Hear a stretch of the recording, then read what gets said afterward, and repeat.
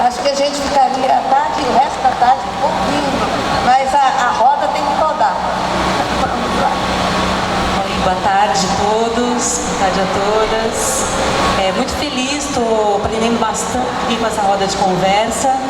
É realmente beber da fonte muita história, porque quando a gente fala de patrimônio histórico e material, é o que a gente está falando antes de tudo, muitas memórias, muitas narrativas e histórias. Embalado em cantos, então fica ainda mais bonito. Eu sou a Eliana, atualmente chefe do Centro Cultural da Universidade Federal do Triângulo Mineiro. Sou pesquisadora na cultura popular. Meu doutorado eu fiz lá no Rio de Janeiro sobre o jongo, né? O jongo, a poética do jongo e a memória pós-colonial que o jongo traz a partir de novos contextos sócio-históricos e políticos. Esse livro aqui eu até trouxe para quem quiser dar uma olhada no livro. E aí falar de patrimônio histórico e material, né? Quando eu falo de jongo, olha, eu estou falando de uma manifestação artística e cultural, né, afro-brasileira. E todas as manifestações artísticas, culturais afro-brasileiras têm uma raiz muito forte. O jongo, especificamente, ele foi registrado como patrimônio histórico material pelo IPHAN em 2005. Então, esse ano vai fazer 20 anos que ele é reconhecido como patrimônio histórico no registro de formas de expressão. E é uma manifestação artística e cultural afro-brasileira de toda a região sudeste, né? Vem lá da cultura banto, né, dos povos africanos de língua banta que vieram para cá. E isso é muito especial. A gente não ouve falar sobre jongo muito em Minas Gerais. É interessante a gente pensar sobre isso. Por que jongo não é falado? Porque todo o Sudeste tem jongo. Todo o Sudeste. Principalmente Rio de Janeiro, São Paulo, Minas Gerais e Espírito Santo. E aqui em Minas Gerais não se fala muito sobre jongo. Eu também trabalhei um tempo uma pesquisa sobre os termos de congada aqui em Uberaba. E o que é importante, né, que todas essas poéticas populares, elas trazem uma memória e uma narrativa, né, de uma classe subalternizada, né, de uma classe que é historicamente excluída.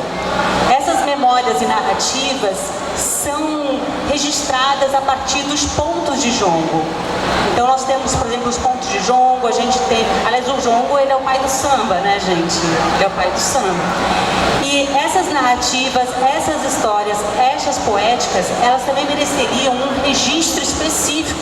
A gente está falando muito da publicação de livro, arquivo público, né? A minha aluna que realizou pesquisa sobre congada foi até o arquivo público para poder pegar todos os registros sobre a história do Congo, de Moçambique, né, das congadas, do termos de congada em Uberaba. Mas muita coisa ainda não está registrada, muita coisa. E não é só história, a gente tem que pensar que essas manifestações artísticas e culturais, elas falam de direitos culturais hoje. Né? Ele está falando de uma população que está realizando reivindicações pelos seus direitos culturais e muitas vezes territoriais hoje, na contemporaneidade. Então não é só sobre passado que a gente fala.